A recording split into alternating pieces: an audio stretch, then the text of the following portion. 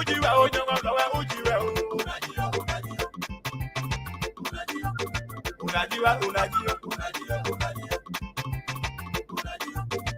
dia wa lu radio. Ade bi we yo ti yo.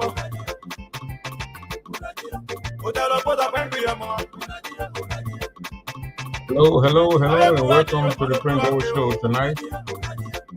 We got some important and very honorable people coming on tonight on our Barzone area. President of the Barzone District Association in the United States, Honorable Browne Omega Jayee, and the Vice President will be my special guest tonight.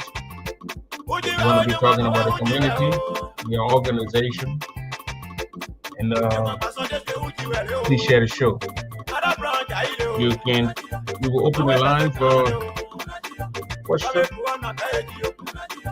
or comments as we move on. But we're going to start with our interaction with the honorable man and the vice president. So if you're everywhere, please share the show. Share the show and come and listen. This is the first time for Honorable Browne Jayee and his vice president will appear on his double show. I don't think I hosted Mr. Jayee before. So come on here, ladies and gentlemen, share the show and come and listen to Mr. Browne Jayee. Honorable Jayee. You know the man got brains. He leads one of the big organizations here in the U.S. Come on, come and listen to Honorable Browne Jayee. Ladies and gentlemen, please share the show. If you're all over the place, share the show. If you're in Minneapolis, please show that money up, please share the show. You know,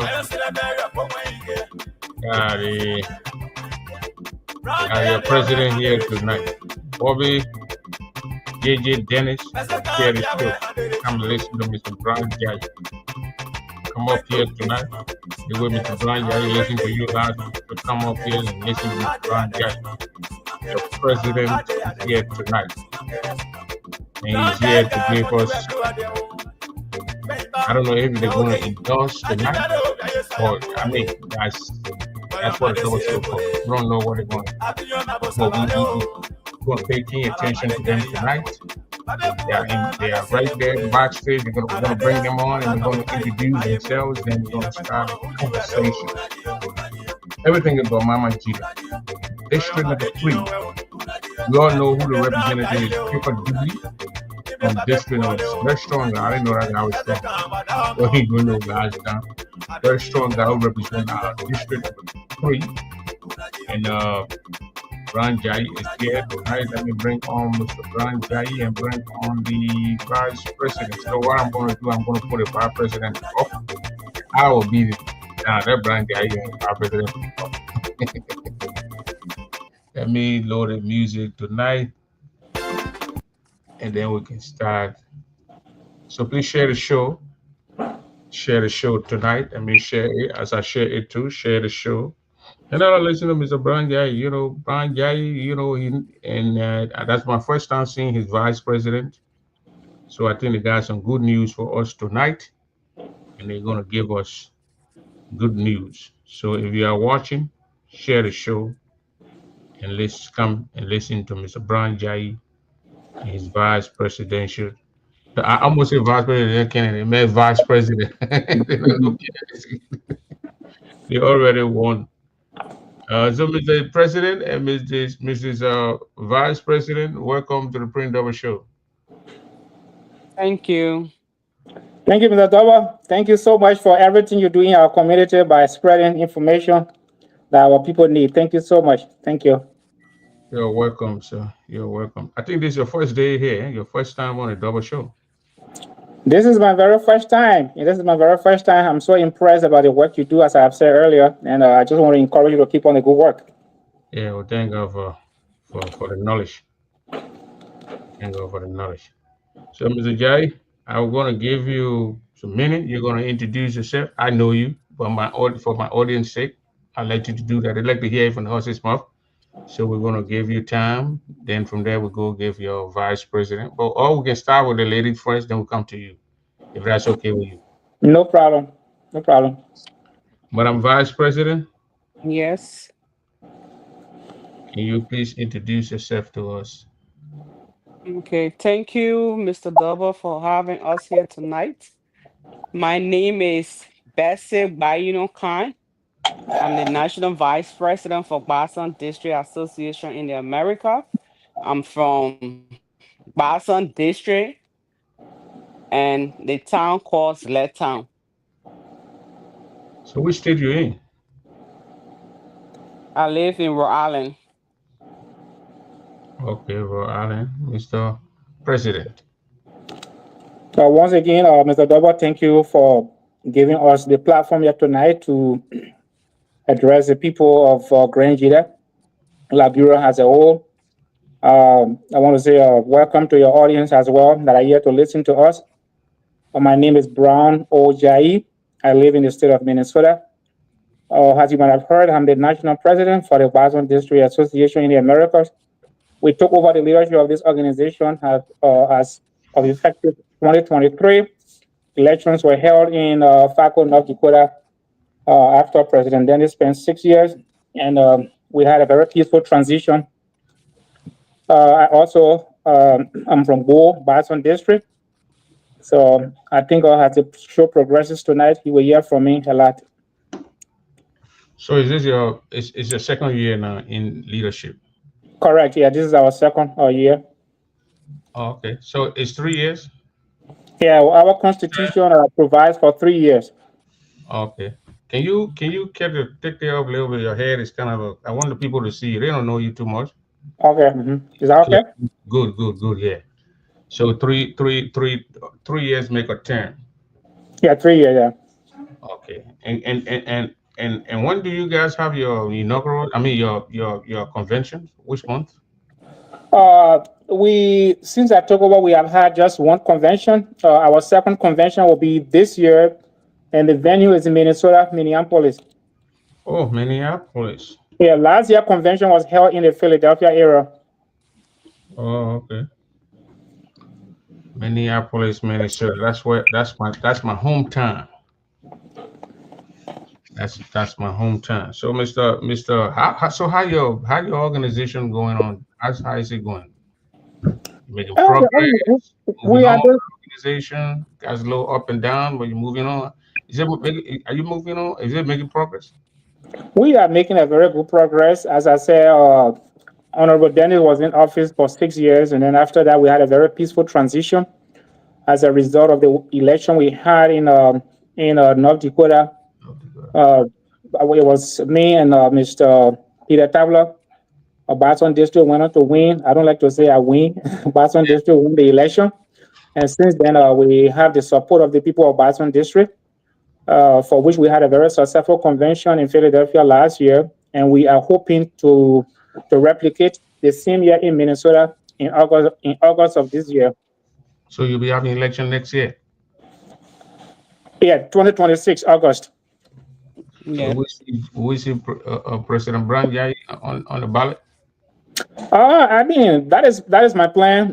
We intend to at least go again for at least a second term. Oh, We you are and hoping, Madam Kyne, you're gonna be seeing the same. We're gonna be seeing the same ticket. that is my hope. That is my hope. And Madam Kyne, that's your hope too? Yes. Madam VP. Yes. Okay. So Mr. Jayee,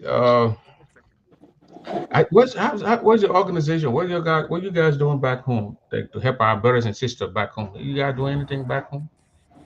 Oh yes. When the former president, Mr. Dennis, when he was in office, he started a project in Town, which is the annexation project to the Toll Memorial Institute, a project that cost about $97,000. So, as you know, administration is continuity. We made a promise that, if we overtook the leadership of the organization, we were also going to continue in that direction. So that is the project we are working on now. So to answer your question, we are undertaking a project in Town. That cost about 97,000. What kind of project is that? What you guys doing? Oh, there's a school. There's a high school called Toll Memorial Institute. So we are trying to annex or add another building to that. So 2 buildings with an auditorium, and that project cost about 97,000. So it's a school project. 97,000. We are adding to a school that is already in existence. And to do that is 97,000. 97,000, yeah. So how far you guys gone? The project is we've halted the project for now because of some other technical reasons. Our change agent, as you know, change agent was the one undertaking the project, but we felt that it was very costly to continue with the project. So when we took over, we tried to reevaluate the project, and we felt that it was costing so much money for the people of Boston district. So we decided to remove change agent and trying to bring in new contractors. So as we speak, we have had some problems with the project with respect to its durability. The structures are falling apart.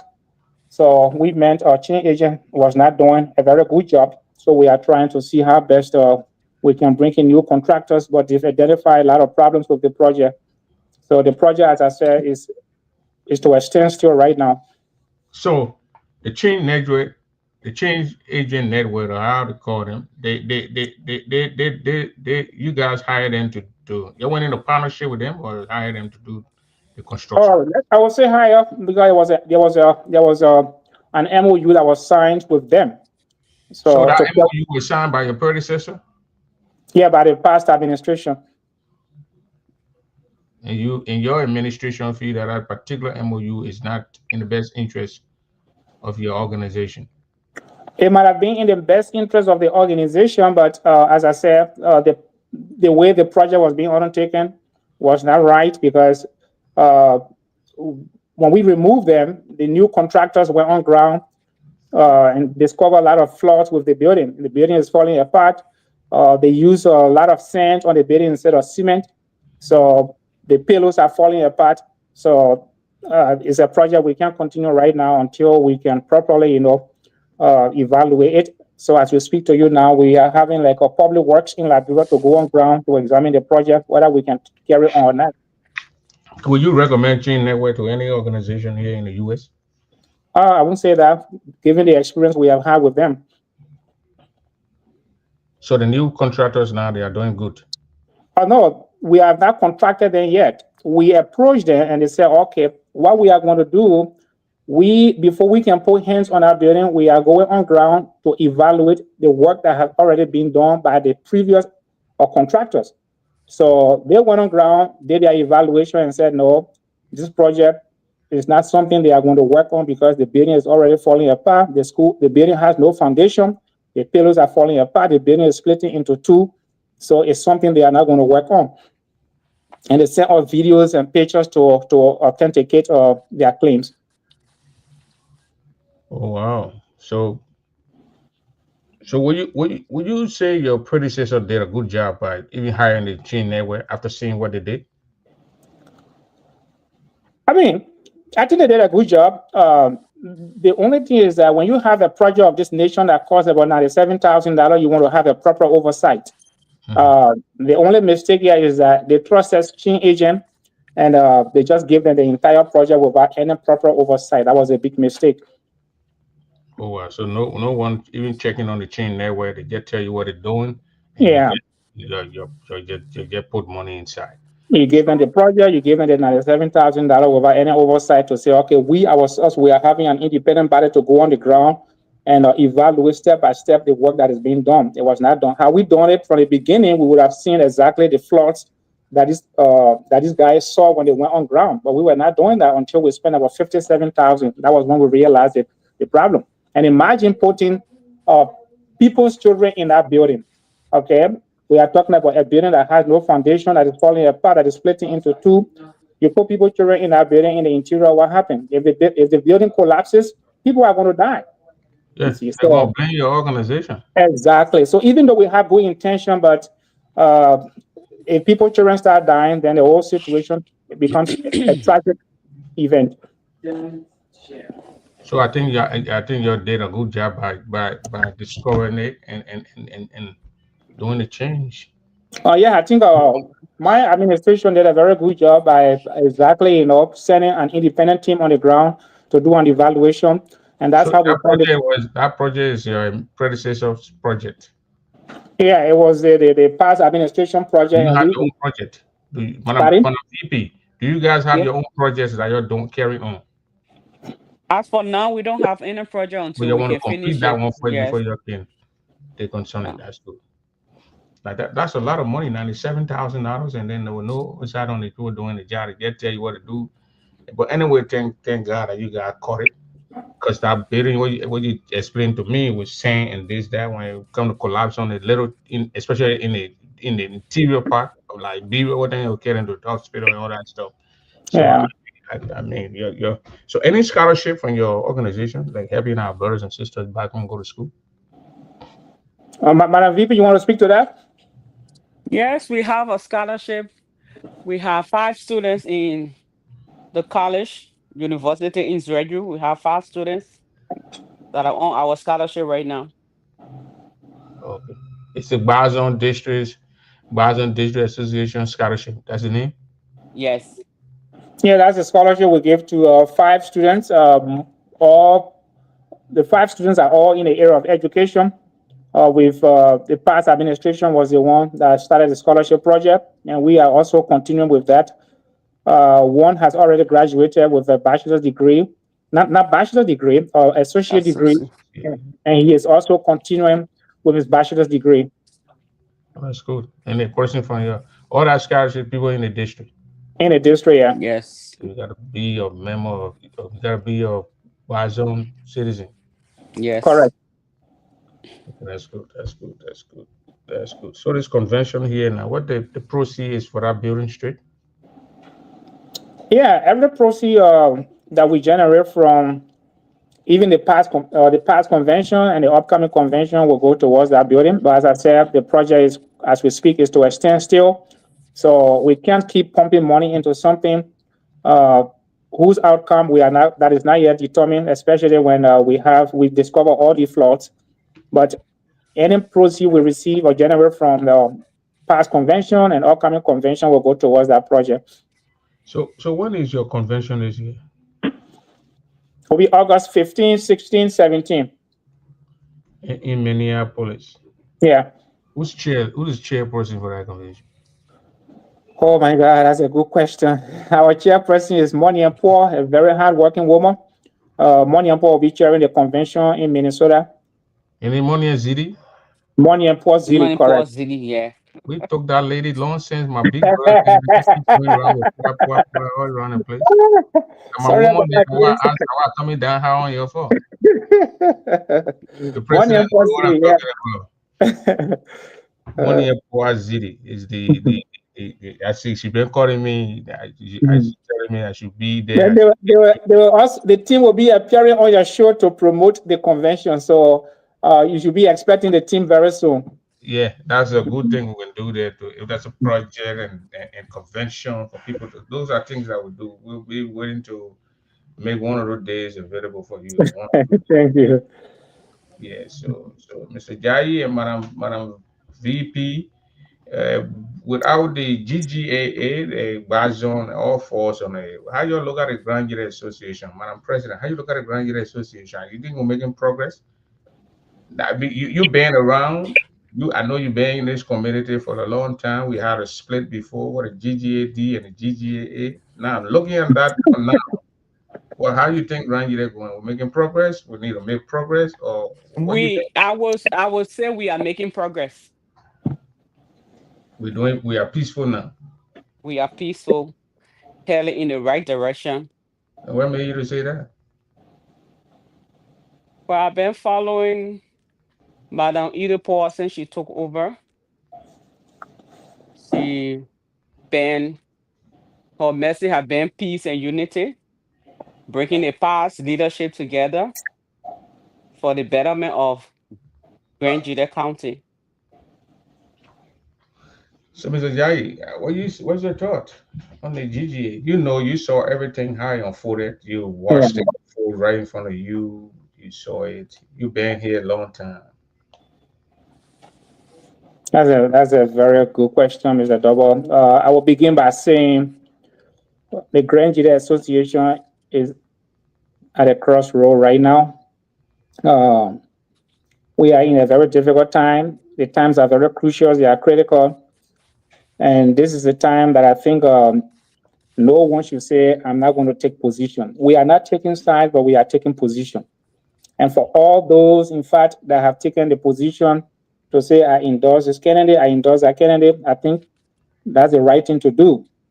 One great thinker says, and I quote, the worst of evil in society is not always the evildoer, but sometimes it is the silence of good people.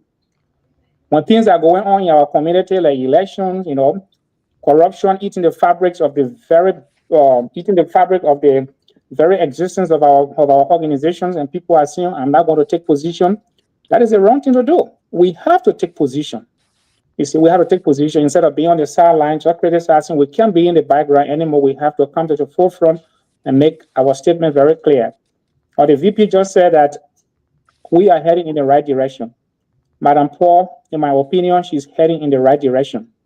I have seen this lady when elections were held here in Minnesota in 2019. I was in a hall when she was defeated by Jim Jubote, even though she was under pressure. But what did she do? She took the stance and said, I gave $1,000 to Jim Jubote administration. This is someone that was just defeated right there in the hall, and she accepted the results with grace. And not only that, she came up there and made a donation of $1,000 to begin the administration of Jim Jubote. She worked throughout with Mr. Jim Jubote administration. Jim Jubote spent 4 years. Madam Idepoa, had she been greeted for power, she would have come and said, you know what, your 2 years are over, let us go to election. She did not do that because she knew at the time we're going through a period of COVID. She did not call for election. Jim Jubote spent 4 years in office. Madam Poa is tested. This lady, since she took over, she had done wonderful things. I'm not looking at the magnitude of the changes that she's bringing. Development is a gradual process. But we all know, Mr. Double, the GGAA in its 50 years of existence, things that we have not seen before. This lady is doing these things. For example, she has put in place financial safeguards for the administration. Convention fees are not going to president's account. Convention fees are not going to President Cash App's account. They have created a system whereby all fees payment are done through the organization's account. So these are things I think, in my opinion, we should give this lady a second chance, to spend 4 years so that the good work that she has started, she will finish it. What would you say to those who would say maybe you're endorsing Idepoa because she got your brother from your district, your Bazon, but Isaac, with as a running mate? No, that's not an issue. I just pointed out some concrete steps or development that she has undertaken. The finances of every community organization in America, Mr. Double, you are not a stranger to our organization. You know, corruption has eaten the fabric of our society. And this lady took over. The first thing she did was to make sure that there's transparency and accountability as far as our finances are concerned. Our organization has its own Cash App account. It has its own Zelle account. Fees payment, as I said, convention fees payment. Everything now is going directly into the organization's account. That's number one. That's not about asking anywhere. Madam Poit took over, and for the first time in the history of this organization, one of the concerns we from Boston District have had is this. We from Boston District and Quinamo District, we've been left out. We have no place in this organization. In the 50 years that this organization has existed, Madam Poit took over. And what did she do? As I speak to you, there's a budget that is on the table or on the desk of the National Board of Directors, whereby there's a $10,000 that is allocated for Quinamo District and Boston District for the fiscal year. First of its kind. No administration that came before her. You're rushing with this interview, Mr. President? Mm-hmm. No, but I'm just trying to. I'm rushing with this interview here. Any reason you want to know? I want to know because I'm from Quinamo District here. Mm-hmm. You from Boston District. Everything that goes from this organization jumps straight into Chien District. Yeah. And they would say, Mm-hmm. well, is the county head, and the Mm-hmm. hospitals are all in in Zwedru, Mm-hmm. but there are hospitals in Bazon, and there is a Mm-hmm. hospital also in Kunamo district. Mm-hmm. And so I was going to ask you that question. If you had a concern with that, why? But now you are telling me that it's something on the budget to the So board, yeah, 10 grand of each. Is it 10,000 of each district? I think there's a budget. There's a budget for the fiscal year. Did you That the discuss that with fiscal. the president? He gave you that info? Yeah, I have spoken with the president. I have spoken with the VP, and even though I have not seen that budget yet, but this is something. This is a conversation we've had because I have when the president took over, I attended her inauguration in Des Moines, Iowa, and one of the issues that I brought up was the place of Boston District and Quinamo District in the national administration as far as the Grand Jury Association is concerned. And as you have said, in half a century that the Grand Jury organization has been in existence, for the first time, there's a budget that recognizes the existence of Boston District and Quinamo District by allocating $10,000 each to our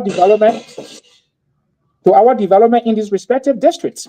Yeah. So it's not because ASIC is on a ticket that we are endorsing Idepua, but our endorsement is based on the fact that this lady, in 2 years, she has accomplished so much. And I think if we give her 4 years, she's going to do more. So the medical supply that is on its way, I think it was in March, February or March, when the president ships big some 44 container with medical supply. Do you think that those things should be evenly distributed among those 3 districts? Yes. Am I a vice president? I would say yes, but then again, because Zwedru being the capital of Grand Gile and where we have our biggest hospital, so I think they would take, I would say 50%, and then Quinabo 25, and 25. 25, to be fair.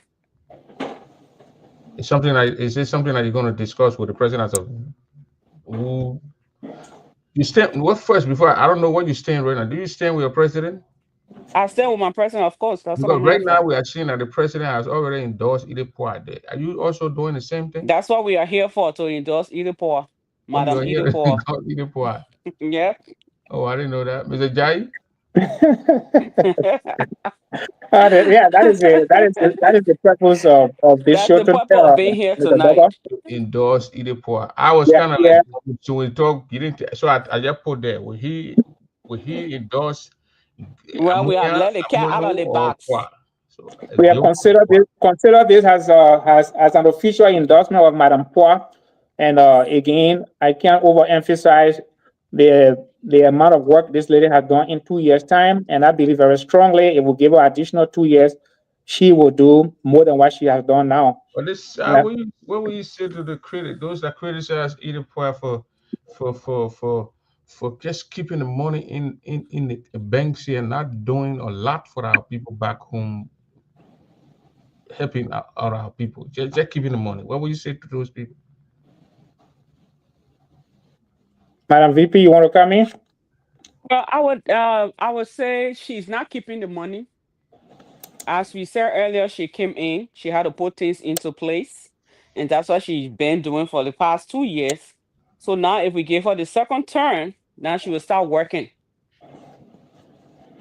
She would send she would take some. I mean, like they said, she's just keeping the money. I've heard a lot of people. They're just keeping the money in the bank. She can't help how people back home. She's just keeping the money in the bank.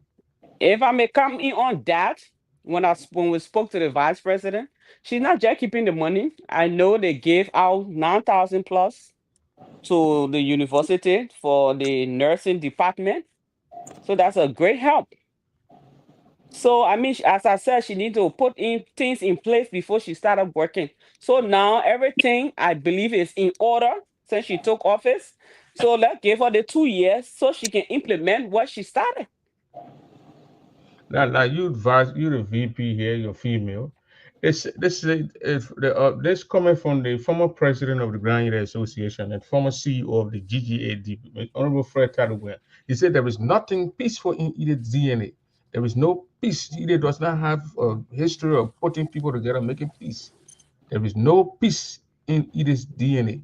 Do you think Ida is a peaceful woman, or she just don't have that thing in I her DNA that called peace? When I said she's her message is peace and unity since she took over. But again, in our community, people are here to criticize you, and people will have whatever they want to say about you. But for me, for what I've been seeing, she's peaceful, and she want to make Grand GDEP to come back together as one organization. So her message has been peace and unity. So And she's a you, peaceful woman. Mr. President and Madam Vice President, will we see you guys at this year convention to cast a vote about it, or you just endorse and stay in your state? We'll be there, Mr. Dover. We'll be there. Look at the voters list. Our names are there. Yeah, not everybody on that list come indoors. So To piggyback on the VP's answer with respect to Mr. Guillon's statement, I told you earlier, I mentioned earlier that at a convention in 2019, the election convention of GGAA, where Idepwa was defeated, she could have just run out of the hall and leave without even making a statement. What we see in our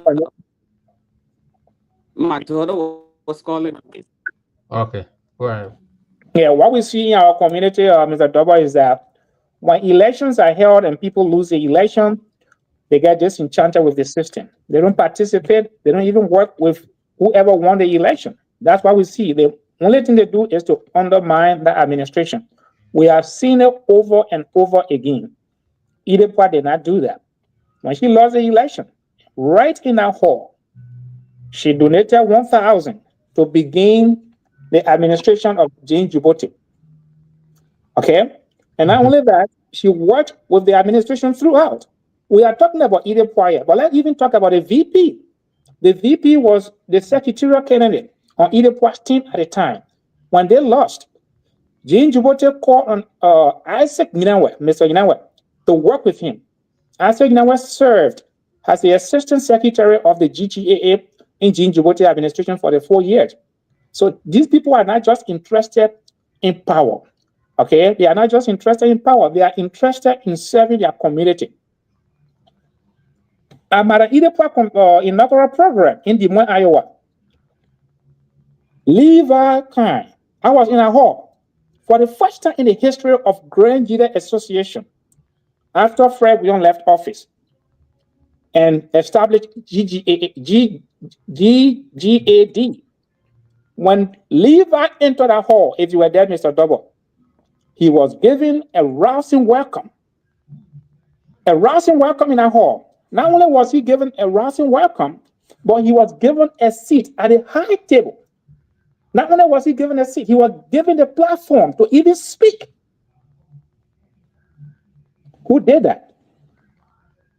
2019 in Minnesota. All that we saw, video saw that. was in the hall, but they are still saying she does not have that. She probably did it for a show. I will ask Mr. Guillon, a man that I respect so much, to substantiate his claims. If you say Idepwa is not interested in peace, she's anti-peace, give us reasons. Okay, don't just make the claim and not give reasons. Give examples to say, okay, these are my reasons. These are my examples. But everything this lady stands for in our community is peace. Everything she stands for is peace. Let's give us a chance. Now, we talk about peace every now and then. Are we not united already in our community? Who are we against for which we are talking about peace? With whom do we have to make peace? That's a question people fail to ask. With whom do we have to make peace if we say we are not united? Mr. Guillon want for either to sit with him, okay, Austin Maye, Jim Djibouti, Trevor Collins, and put all these old presidents together. He says, you can't discuss peace. Yeah, peace about what now? Peace about what? That's what I can't understand. Peace about what? Until we identify exactly what the issue is, we can't talk about peace. So what are we talking about? What is the issue here? Who is aggrieved? Okay, who is aggrieved here? Who has grievances? Who has grievances? Fred Guillon. Okay, what are the grievances? He was unjustifiably removed. These are his So claims. These are the claims he continued to make around the world. okay, I mean, if that is an issue, then of course. But I mean, for me, that's not an issue. We've already resolved that issue long time ago. For which another organization was established called GGAD. So if Mr. Guyon has grievances, let him bring forward his grievances. It was not during Idepwa administration when Fred Guyon was removed. So why is she saying that Idepwa doesn't want peace? She's anti-peace. That's what I don't understand. Okay. So, Madam VP, are you familiar with the crisis in Minnesota? No, Or you from all the way Rhode Island, so you don't know what's going on in mm, Minnesota in your president's home state? no, Your president's home state is no, on I don't know. is in chaos. You're not concerned about that? Mr. President can let us know about that, but I Yo, don't you know. there, yeah. I can't say I can't say So, nothing about that because I so, don't know. Mr. President, you are a resident of that state, a member of the Minnesota chapter. There are issues concerning in your state. What's your take on that whole? Where you stand? I saw a letter where you were appointed as the election commission or somebody, a committee member. What's your Yeah, take on that whole wahala that is going on there? And how reconciliation with your committee. yeah. Mr. Double, these are the issues we are talking about, and we've been there before in 2015, 16, up to 2018 when Mr. George Floyd came to power. And I thought we were going to learn our lesson, not to go back or not to allow history to repeat itself. But sometimes people want to take shortcuts.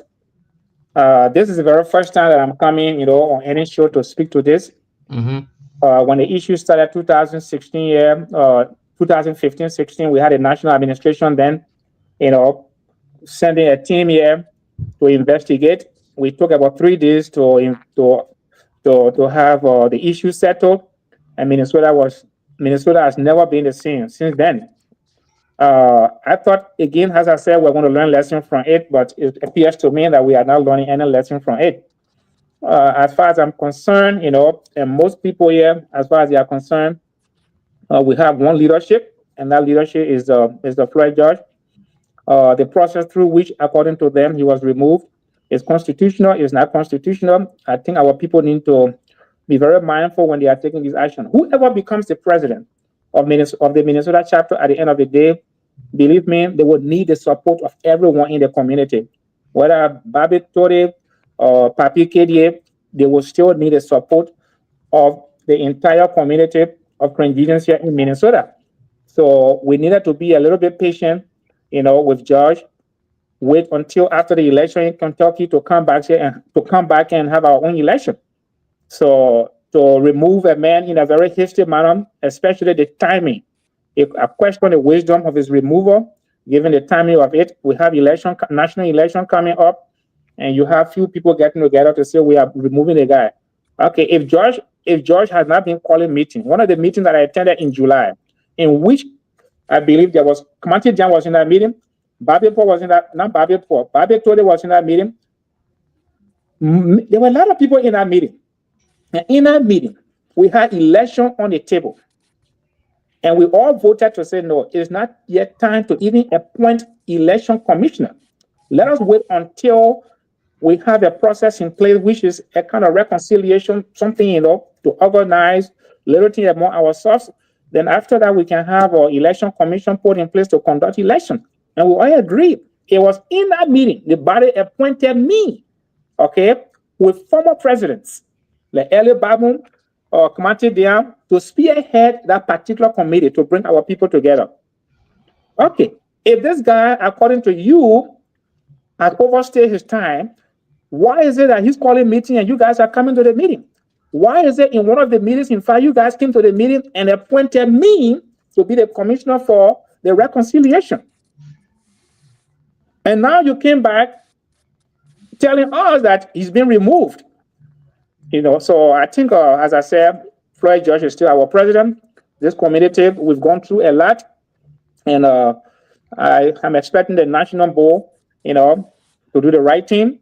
I'm glad they have not even recognized the interim leadership that was set up. They have not recognized that interim leadership yet, and they still consider Floyd George as the only president for Minnesota.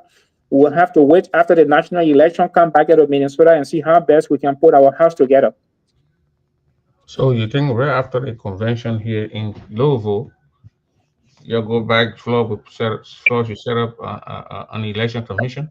Floyd is tired. Floyd doesn't want to be president anymore, except that this man is not just going to abandon his people. That's why he's still there. So we go to the election in Kentucky, come back here, we convene a meeting, and then we can go in a meeting, appoint election commission, and go to elections. That's what we need to do. You think they should reinstate him? But he's not, in the first place, he's not removed. If the man was removed, then we talk about reinstatement. But the process through which, according to them, he was removed is not. Was sent to the national administration recognized the interim leadership. It was 2 days later that Floyd sent a complaint out, and now they are investigating the case. We are a semi-autonomous body in the first place. Okay, we are a semi-autonomous body. The national president, she's first a member of the Grand Jury Association before even president. She has her own opinion. She can take position. And if the president was asked to redo or even to rethink the decision she made, I think she would have done the right thing. So as far as we are concerned here in Minnesota, Floyd George is still the president. List. Pardon? Your Minnesota got 2 lists. Minnesota has 2 lists. And I think it's in the interest of the national administration and the people of Minnesota that no one group of people is disenfranchised. So that 2 lists will be recognized, in my opinion, at the national convention to participate in the electoral process. But that does not negate the fact that Floyd George is still the president for this chapter. You will see Floyd sitting at among his peers when they come here in Louisville. The national board of directors will do the right thing at that election, that the convention election. The national president will turn over everything, in my belief. And after that, it is the responsibility of the national board that is going to preside over that convention to make sure that Floyd George, as the only recognized leader of Minnesota, is given the seat to sit down. So where will you suppose Texas come and say the same thing? And then Indiana come and say the same thing. Virginia come and say this. These things, these states they have interim leaders. The same thing y'all went through. That's why these states going through. I mean, I can't speak to those. The leaders overstay. They have taken it or set up an interim leadership. No, but I mean, if again, I can't speak to like Texas, Indiana. I don't know how the process was done. Maybe the president came and said, you know what, you guys go and set up an interim body. I'm tired. Okay, and the president was in that meeting. The president himself presided over that meeting for the interim body to be put in place. In the case of Minnesota, that was not done. The president was not in that meeting. That was called by the concerned citizen to remove a sitting president. Floyd, that meeting where they had, Floyd knew about the meeting. You knew about it. Floyd knew about it. Do you have any idea that Floyd knew about that Sunday meeting on the March 30th? Yeah, that's what I'm saying. Even if Floyd knew about it and he did not attend, okay, the purpose was not to remove him. Okay, if the purpose was not to remove him, I don't think anybody is going to attend a meeting that says, okay, come to this meeting, we are going to remove you. After all, Texas chapter was there in the meeting. They said, my man, your time move, get up. You were coming to have interim leader. Say that again, Mr. Doba. Texas chapter president, Stephen Ninen. Mm-hmm. He called a meeting and the post said, my man, your time, you got to leave. We said interim leadership today. Oh, yeah, I mean, he agreed to that. But it doesn't mean he agreed it was constitutional, but he did not want to put up a fight. So he agreed to that. Yeah, what he said when I brought him on the show, he said they did it, it's illegal. He don't like it, but he's not going to fight it. He's going to just let it go and then move on with his life. Yeah, okay, yeah, that's the opposite here in Minnesota. Floyd George is not accepting that a group of people got together and then decided to remove him. He's not accepting that. And we felt very strongly it was not done constitutionally. But you don't think he overstayed 7 years? No, he overstayed 7 years. But Mr. Double, this is it. Let's say he overstayed 7 years. Okay, 7 years is overstayed. Why now? When we have national election coming, why now? So I question the wisdom of his removal. You see, I question the wisdom of his removal. It's not timely. 7 years. Why did you wait until now? That is a question we are asking. You think the fees George Floyd signed has something to do with his removal? He charged $120. The people try to talk to him to bring it down. He said the board and the executive made that decision. Since he's not doing. You think the fees, the money for registration, the $120 has anything to do with his removal?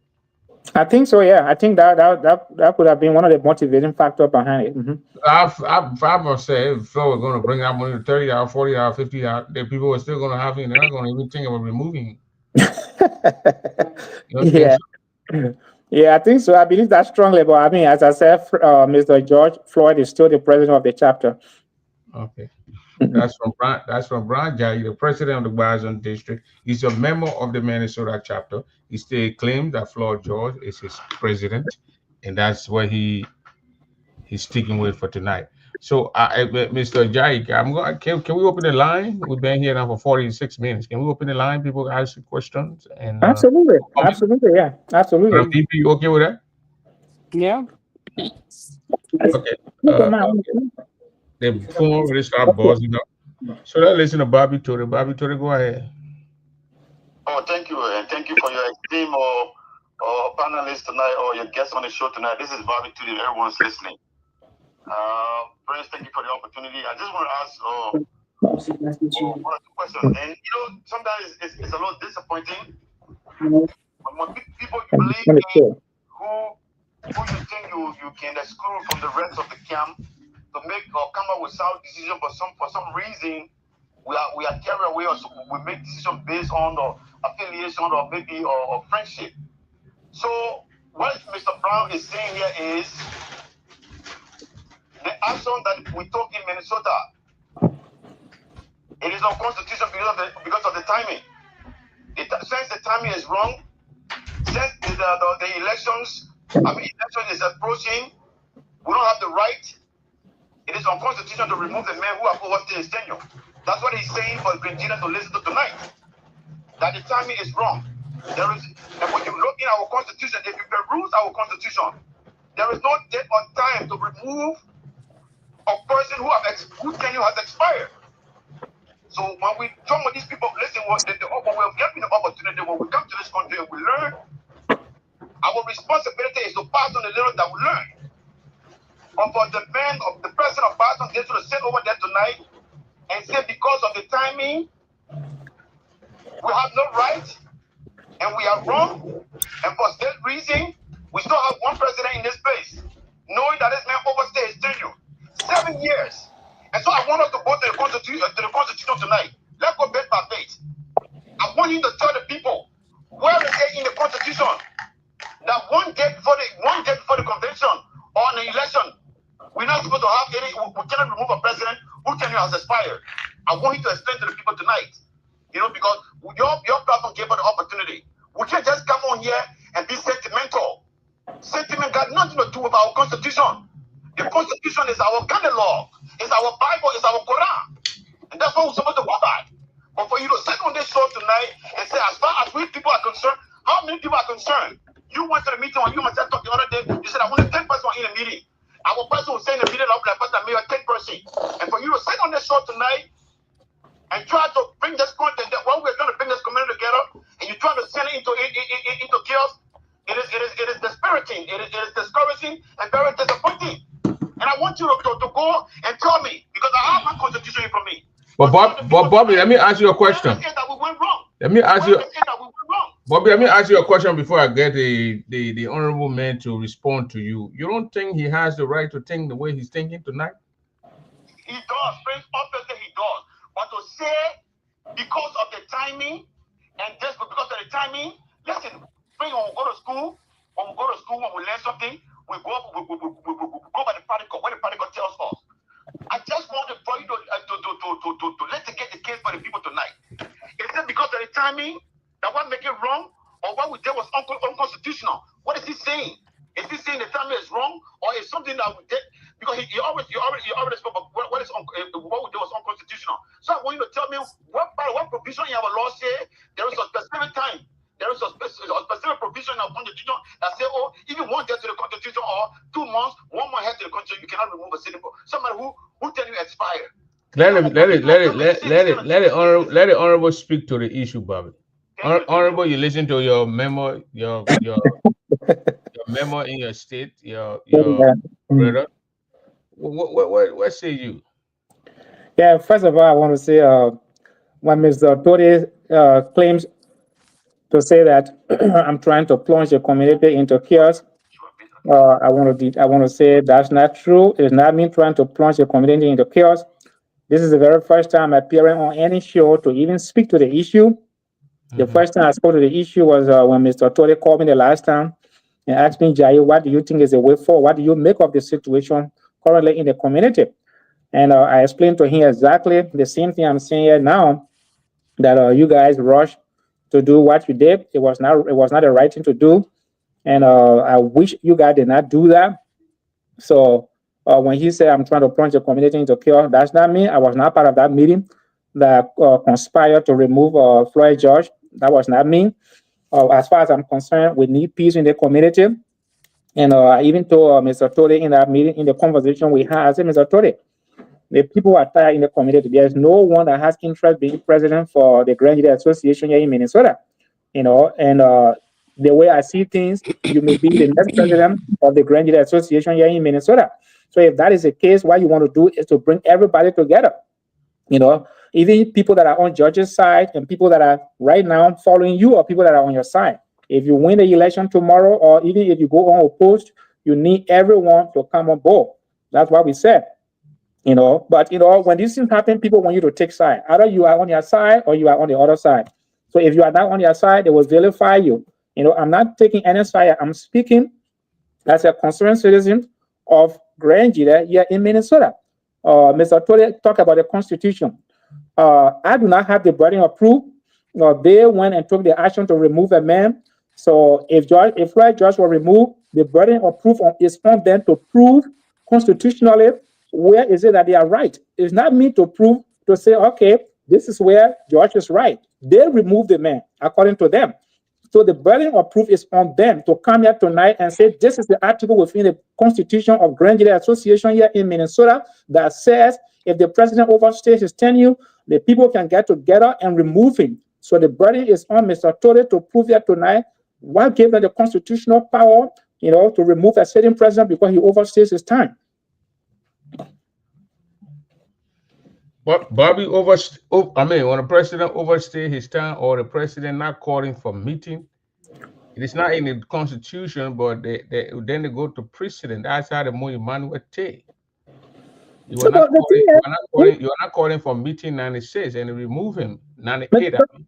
Mr. Double, I just gave you an example in July where George called a meeting, and I was in that meeting. I'm just pointing to one of the meetings Mr. Floyd had with us. In that meeting, they say he overstayed. I'm talking about 2024 meeting that we had. And in that meeting, George got elected 2018. Okay. 2020, his term expired. COVID came, considered COVID. 2022, 2021, 2022. That's 4 years. And 2023 and 2024. That's 6 years. I'm our president of this Kentucky chapter. After my 2 years, I appointed an election commission. I didn't wait for the people to tell me go appoint election commission. The mandate that was given to me expired. I called election commission. I appointed Teresa Joey. She's still here. And Jomasi Joro, I think he moved in your state. And they conducted the election. I don't have to go and sit and say, I got to go to the body for the body to tell me. The law says you must appoint the election commission. So you don't think after the 2 years, COVID came, we gave him that 2 years. How about the other 2 years? You go take Kim 19, COVID came 2020, COVID came 23, 2021, 22, 23. He said he wanted to go. We said no. They say you can't go more than 2 terms. No. You saw that, right, in Iowa. So I think the president, that I question the way to remove him. But when you are given 2 years to serve your people, you'd have to call right now my president here, Muna warranty Vlay warranty. Our meeting we went to, the next meeting we're having this coming Sunday, she's calling for an election commission. She's going to appoint an election commission. She told her plain blank, whether you like it or not, this coming meeting appointing an election commission. That's what the mental constitution gave her to do. So the battle can say, Madam President, we told her, Madam President, when her term expired, we said, Madam President, can you stay 6 months? We gave her the 6 months. Now she told us that she's tired. So she appointed an election commission. We should be able to follow the law. You cannot violate the law and then you say the law should protect you. I hope you understand where I'm coming from. I'm getting you. Mm-hmm. Yeah, so I mean, the state there, you are in the state. You are a member of that state. You're a pioneer of that state. My thinking here is that you need to sit down with your little brother then. You need to sit down with your people to solve the problem out. One man can be beating a chair, say, our president. It's because we saw a case outside China Union Town. It didn't carry your state nowhere. Oh, nowhere. What I'm saying, nowhere. Another group. So if you can be the tiebreaker, or anybody can be the tiebreaker to bring those two brothers together. Those guys are young guys. They are my age group. Bring them together so they can solve, so your community can move forward. You can do it. But there will no saying what's the timing. Our president coming to appoint election commission. And that election commission come with a guideline and say we're having election in 2 weeks. That way we're going to have election in 2 weeks. So, but let's listen to another member from your state, Michael Cooler. So Minnesota people calling now, Mr. President. Thank you, Mr. Garber. Thank you, Mr. President. Hi, Mr. Cooler. How's it going, Johnson? How are you, sir? Long time, man. How the girls? They are all big now, right? Yeah, big women. Medical school and all. Medical school right now. Thank you so much. Thank you. Yeah. I just got a question and I got to still know something to it, Mr. Double. Give me the time.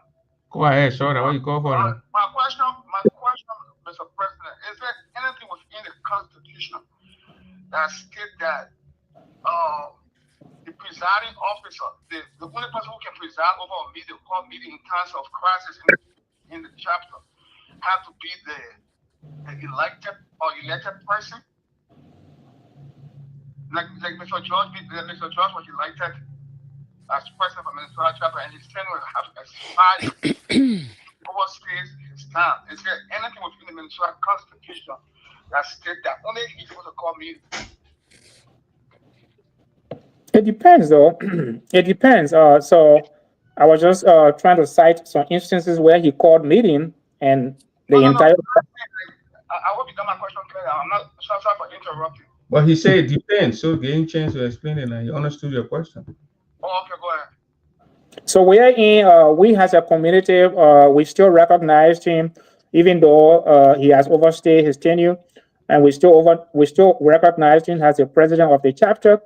In his absence, if another body is calling meeting, not in the capacity of Grand Judah Association in Minnesota, but any concerned body can call a meeting. But I strongly believe the president should be the one to be calling for this meeting, and that has been happening all along, not just with George Floyd, but with any other president. But in the case of this particular group that we are talking about now, they were calling this meeting purposely to say, okay, we are calling this meeting to remove the president. So such a meeting, in my opinion, was not constitutional. Any meeting that has to do with major decision making, as far as the Grand Judah Association is concerned in Minnesota, should be the president to call that meeting. No, but yeah, the man not low. I think he said on the floor should be given the authority to call a meeting, especially a meeting of session. But I brought Browne Jayee back to 97, 98 when we came, the error call meeting, and then moved Emmanuel Day. may his soul rest in peace, and Paul Washington Unit there as interim leader, because you were not calling meeting. And then Washington Unit later on, after I think 5 or 6 months, it became election commission appointed to have to conduct the election. That's the election that brought in William Cooper. So that chapter that you're in, it has the history of doing those things. It has a history. So my next question, Mr. President. Mm-hmm. I couldn't really hear you too clear, but I got it from Prince, from Mr. Dover.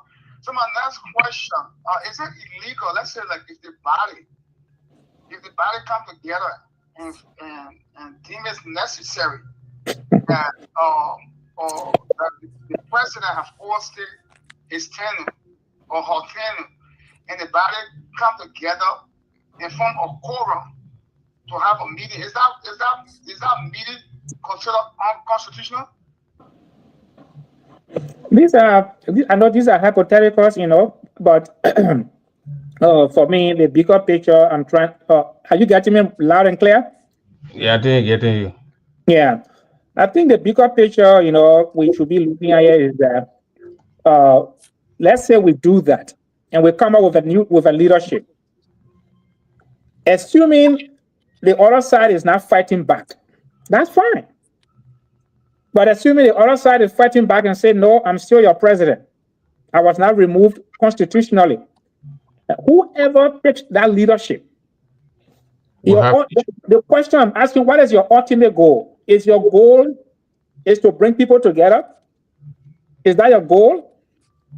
Because you do not want to lead a community that is divided. That is the point I'm trying to make. Okay? You do not want to lead a community that is divided. Mr. Johnson, you lived in Minnesota. You saw a Prince George mentioned that. We went through it. We went through that. Up to this time, our community is still divided. The outcome was very bad for all of us. And that is a path we are taking again. As I speak to you. Floyd George has in his possession about 26 to 27,000 of the organization money. Okay, of the organization money. When they move Mayete that time, Mr. Jayee, when they move Mayete, he didn't fight. Let it go. That's it. If the person doesn't fight, that's fine. Move ahead, say your thing, and then he needs a kind of meeting one time, but he didn't fight back. The guy tested when I interviewed the guy said you're not fighting back. But the way he disagreed with it, he don't like it. He's gonna come to the convention here. When he go back, then he's gonna turn over. But he don't like it, but he's not gonna fight back. You see, so that is a problem. Because everyone here in Minnesota, everyone is entrenched in their position. No one is giving up. What do we stand to gain from it, Mr. Dover? What do we stand to gain from it? Nothing. Everyone is pounding his or her chest. No one wants to back down. So that is a bigger picture I want us to look at. Let us go to the convention. After the convention, we come back here. We meet as a community. Suppose I say the put Floyd back and you come to the convention and you go back and the man say you're not going meeting. Floyd was not removed. Floyd was not removed in the first place. So you keep saying we put Floyd back. Floyd was not removed in the first place. Let's say you settle everything, Floyd. The people you come on one umbrella here, you sit down, you go back, and he don't call meeting. What you're gonna do? Oh no. This time around, that's a different thing altogether. We are getting international attention. We are getting national attention here. Everything is on record. We go to the convention, we come back, a meeting, Floyd George himself will convene a meeting of all Christians here in Minnesota. Yeah, you're going to call a meeting? You got an assurance for him? Mr. George will call a meeting. He called meeting. We will all go to that meeting. And there will be only just maybe it will be an agenda of 2 items, something like that. And key on our agenda will be opening prayer, election commission. Election commission. And in fact, that election commission that will be set up, Floyd will set up an interim body. That's my proposal. We'll set up an interim body. Floyd is not even going to preside over that election. Why you want to set an interim body now? No, that's what I'm saying. We don't, because we said his time has expired, so we are not even going to give him additional time in that meeting. We'll hold his feet to the. What the point of bringing the man here, then going back, then he said an interim body? Well, what is the point, Mr. Jayee? Oh, you're doing this time, we want him to preside over a meeting that he himself is going to call, and in that meeting, we are going to ask him to say, okay, your time is over. And he already knows that in that particular meeting, he's going to step aside. We set up an interim body that will preside over the election. Okay, all right, gentlemen, I think you understood what the honorable man said. So I think Mr. Browne, I mean, I can talk together now. So Mr. Kula, can I come in 1 minute? Yeah, 30 seconds, gentlemen. Yeah, Mr. Browne said us here that the removal of pro was untimely. It was constitutional. That's what I believe is insinuating. But what we did was constitutional because he did not go to the constitution again. It's on us to clarify that. So let's underline that what we did was constitutional, but because of sentiments, because of people's feelings, we shouldn't have done that. What we say. But why you forget to know that this organization, the country, is an organization of law. We have a law that we're not going to pay some people say we're going to pay because Florida is going to feel bad, or because the elections are so close, so we don't have the right to do that. The body has the right. And if you start putting up for the 9 to 50 individual, so a few group of people. Yeah. So I got a video, Mr. Jayee. The video, the people almost 15 in our OLM. All right, Bobby Today, thank you very much. Thank you very much. No, but thank you. You can't. The man is my guest. You address the man as an honorable man. The man is a president. Don't say this guy. Don't say that. Don't. Also,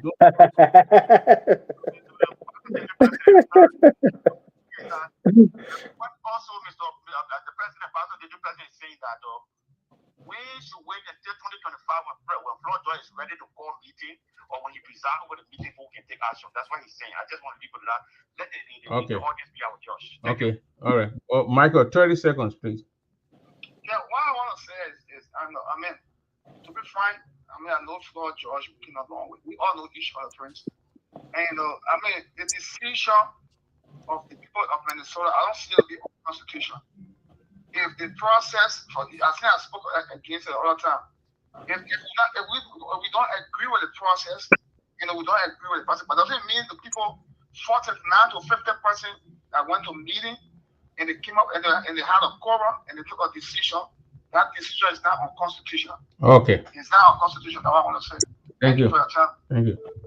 It's Mr. Jayee, it's like when they ask Yaya, Tomo Yaya about the constitution, remove your president. The citizen has the right to remove their president.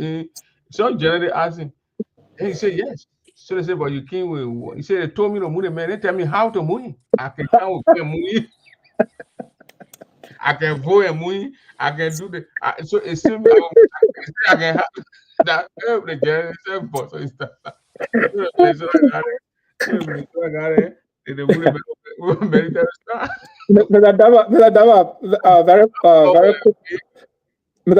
quick, very fun. It's a fun thing, Okay, Mr. George, who never used to call meetings, right?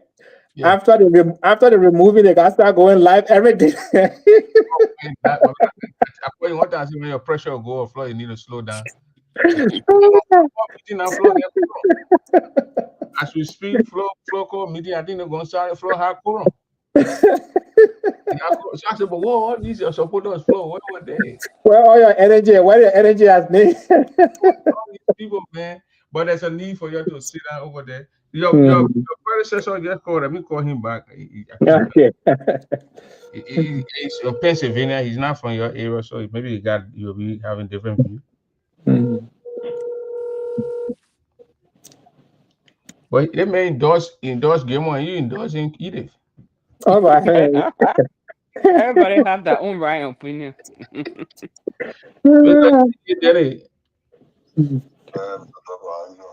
Man, talk to your president. Okay. Hello, Mr. President. How you doing? Hi there, my uncle. Hi there. I'm good. Okay.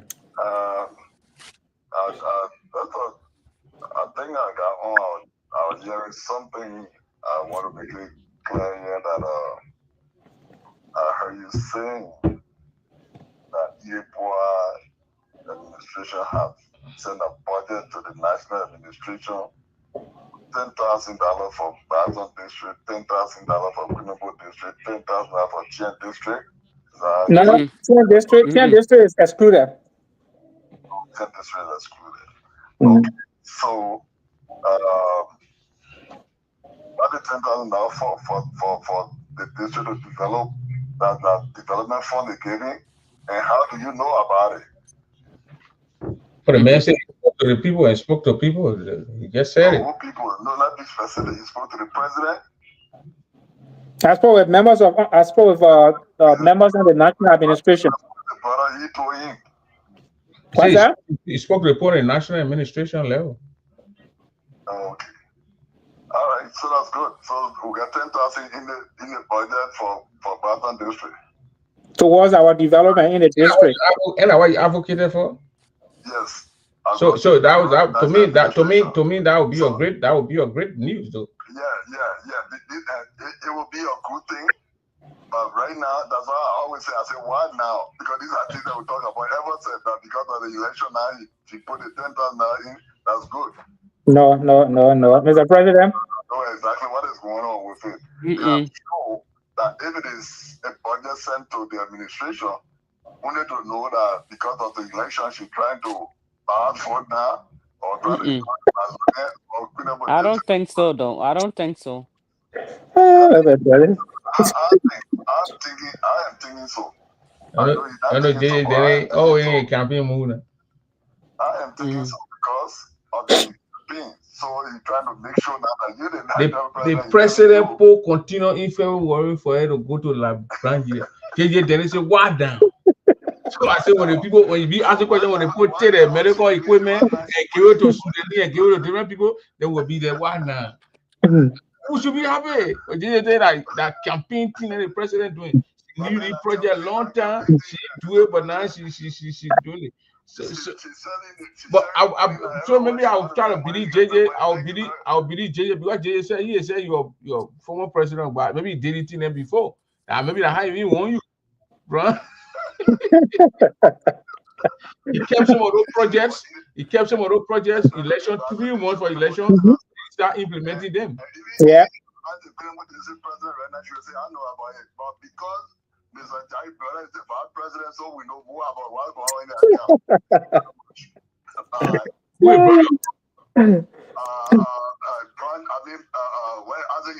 Well, man, I am too.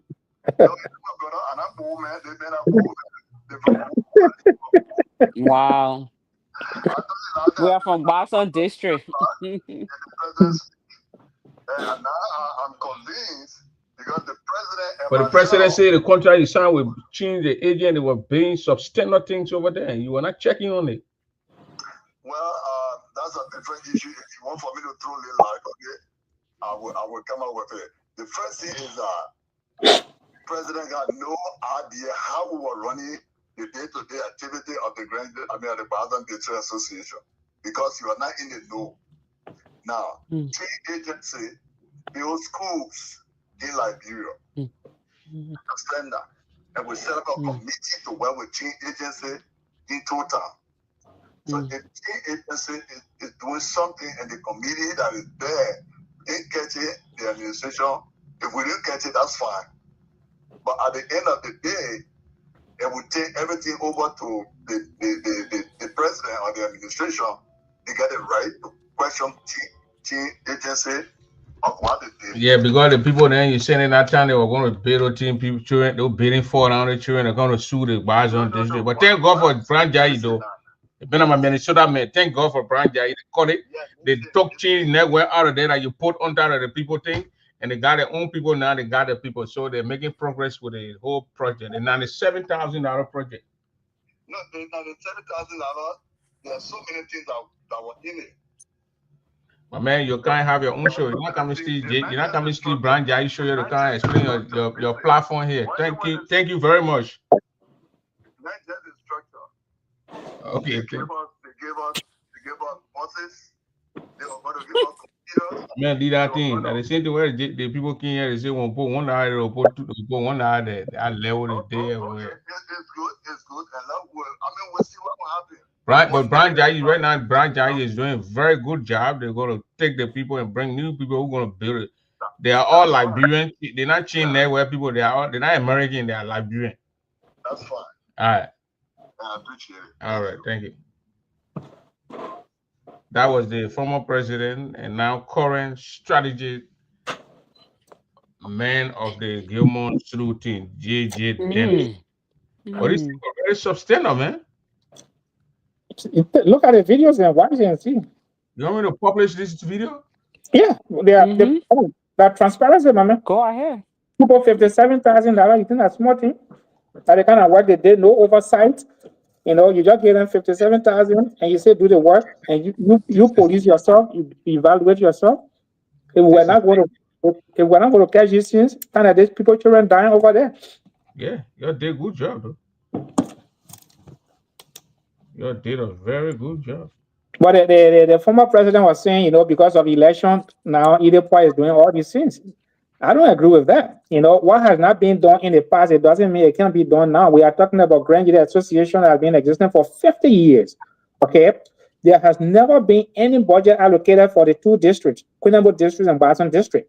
James Djibouti administration, they constructed a statue that cost thousands of dollars in Kyne District. As I speak to you now, they are constructing let's say Mr. President, 1 minute. Let me play this. This. I'll bring you back to that. This is one of the videos you sent me. Yeah, the pillar that's supposed to hold the building. Look at the pillar that's supposed to hold the building. We want to see whether a concrete pillar standing in the man shaking and somebody shaking stick. Pillar that's supposed to hold the building of $57,000. It's not over. It's not on the ground. Hank it over it. Thank you. I want to see what is the problem with that pillow. Shake it good. That pillow, we want to see whether a concrete pillow standing in the man shaking and somebody shaking stick. Thank you. I can root it also? Yeah, the man can root it off because it's not over. It's not on the ground. Hank it over. Oh wow. But the guys were doing. It's just a chain network, man. Look at the other video that showed the building split into two. Mine. I want to say mine. $57,000 people have earned money. So you're constructing school and you have no oversight. You just trust the people like that. I mean, now when we're doing these things back home with these people, we're supposed to have people on the ground who will be checking these things. Yeah. Tell when they do that, when you go and check. It's like you pay your own house now, you put your people on it to be checking it. How can you pay a pay over the thing that thing where the whole thing then is shaking it that? The buildings have no foundation. Well, I think you did a good job by catching it and catching it and removing it. You got the president, your predecessor, he's your predecessor. He said he was going to come back when Browne Jayee Kyne will come back. So I said, well, what Browne Jayee come back and he coming to have another airtime to come. He said, well, you have Browne Jayee, you come back. He said, well, the Kyne will come back, Prince. I will you to come back. I said, oh. Coming back for what? To clarify. You've been coming to the show 5-6 times now. This is my first time. You want to put a main situation where the man can't handle Mr. Jayee? But look at it. The mere fact that you caught it is a good thing that you caught it, and because look at the other one here where the wall cracked like this. The building split into two. Just look. 57 times. That's also saying the people use on the building. So saying. Yeah, I was just saying. What was JJ Dennis doing? He didn't see these things. They didn't show any video. Yeah, no. They just trust the people. You get some other contract making. They don't say making report of the work they are doing. How can they be transparent with that? You see the building splitting. 57 times. That whole thing they have to move that thing and put it back or something. Put steel in it. People, children go in that building. We in America, you expect people, children in total to go in that building. And all these things happen on the leadership of JJ Dennis. Yeah. Browne Jayee, you want to go in politics and pushing it.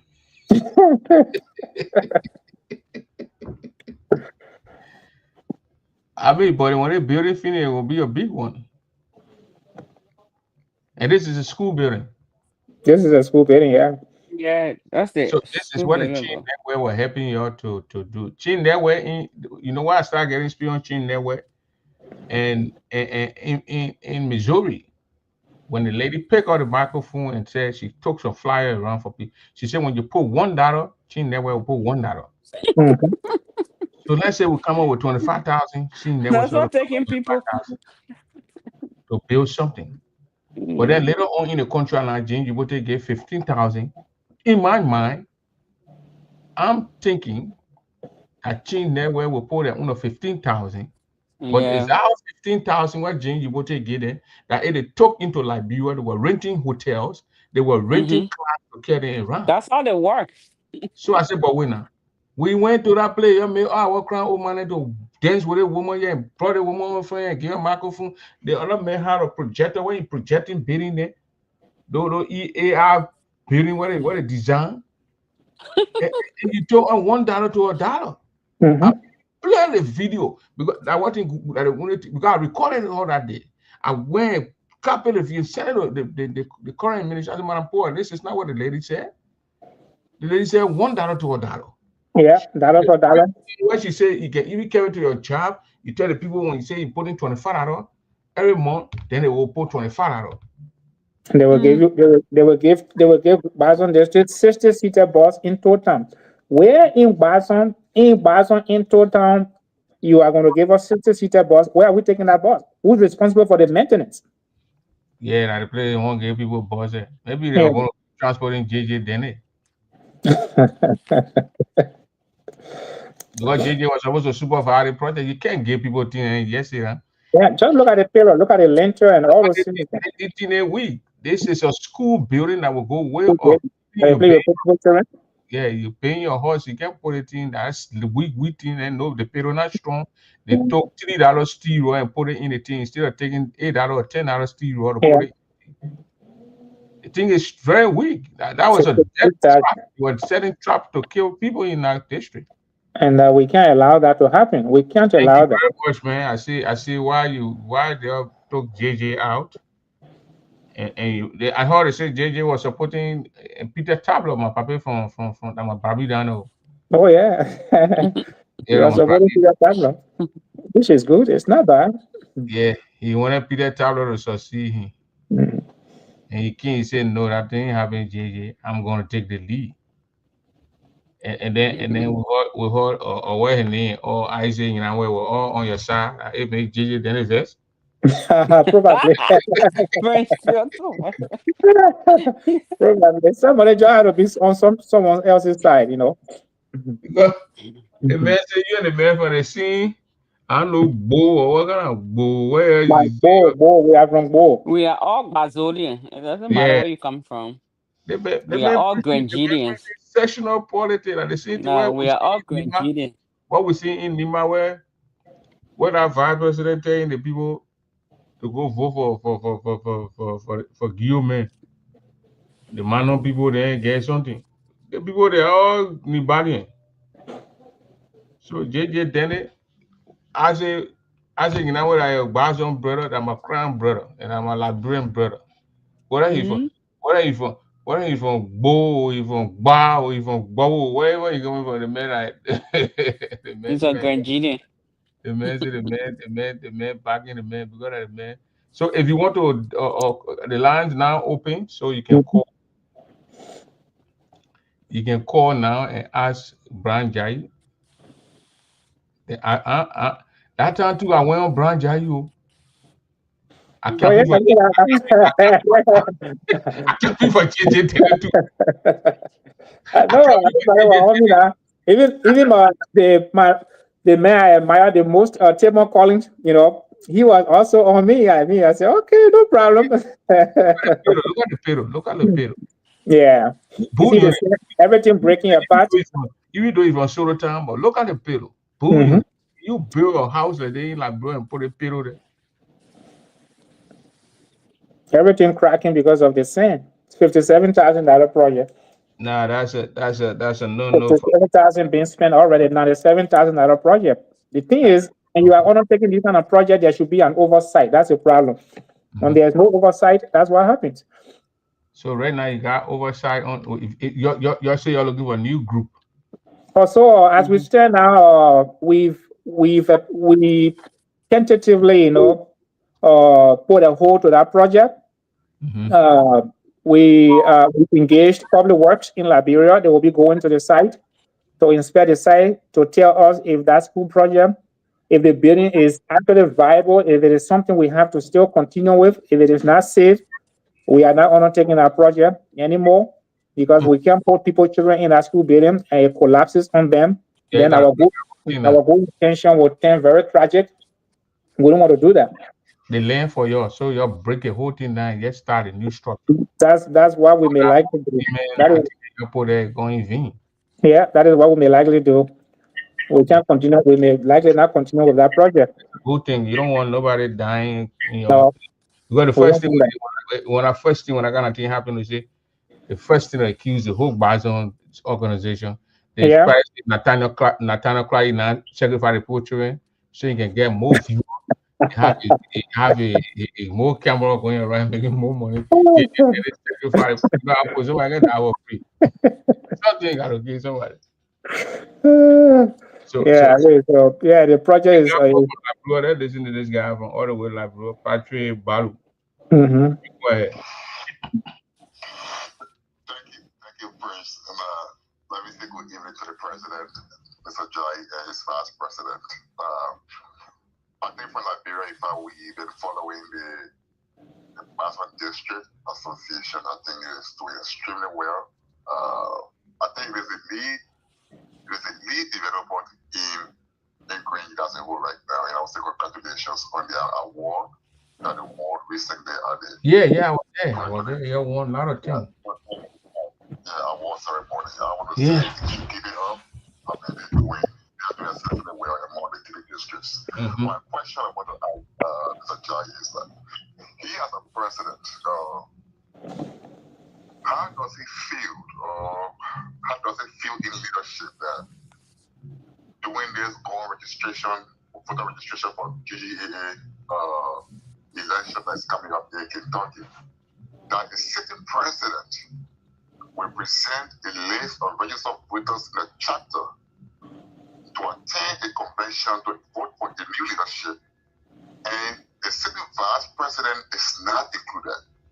Give Mr. Jayee, for example, is he able to present a list of Bison district leaders or members, for an opportunity democratically or whatever thing it is, and leave out his sitting vice president beside him there, Besty?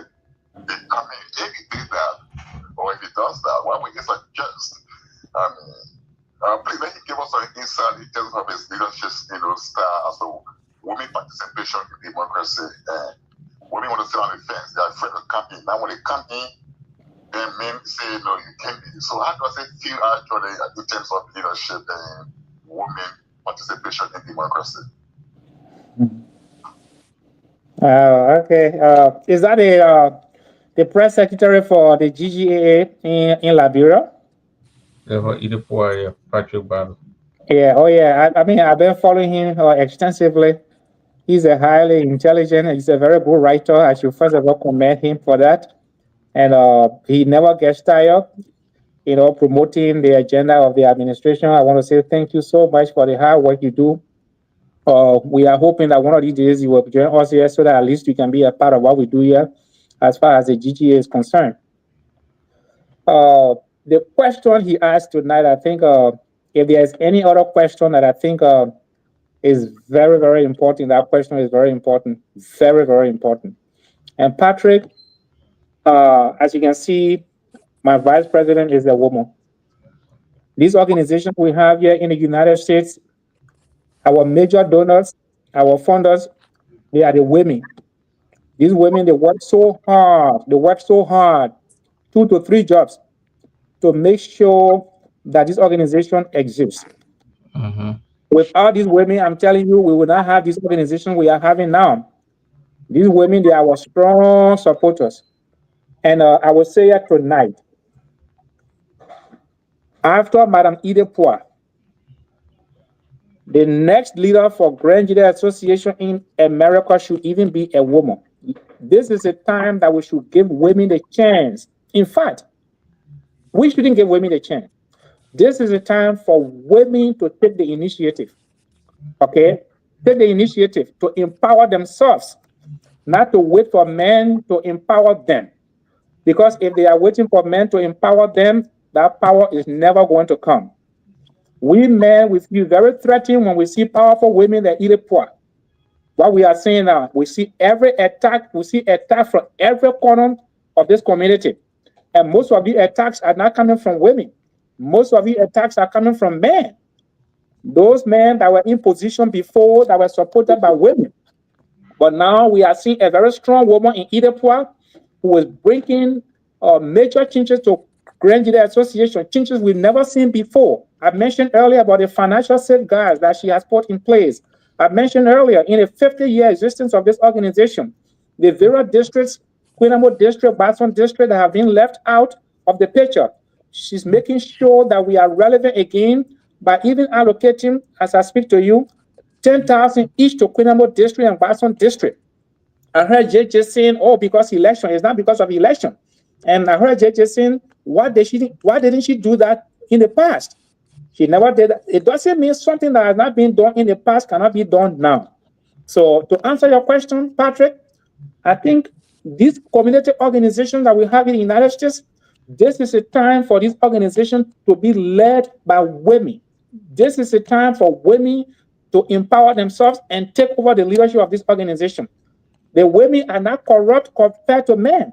If you look at the history of this organization, corruption that has plagued these organizations, most men, they've led these organizations with no fear of touching people's money, with no fear of messing with people's money.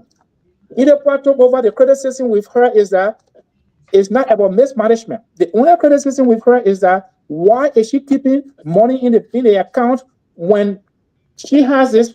I mean, the criticism we have, let me repeat, it's not about she eating money. She's not eating money. They say she's keeping money in the account. This money will only be spent if we have projects. She's spending money on useful projects, like the 9,000 that she spent for the reactivation of the community college or medical department. Okay, the 25,000 she spent to pay the debts of the organization. She's not just keeping the money in the account. So yeah, this is a time for us to give women a chance to lead this organization. I think women should play a major role. The question he asked, you probably didn't understand the question, Mr. President. Mm-hmm. He said, you from your state, let's say you're president in Minnesota, even though Minnesota, they get too much wahala, you don't want to lead that. I don't think they want to make Browne Jayee president for GGA Minnesota, you refuse it outright. But he said you're president and you're submitting your membership list, and your vice president, who will be or who is a female, her name is not on that list. Oh, I mean, I don't know if he's referring to Minnesota. No, I think he's trying to refer to Gilmore.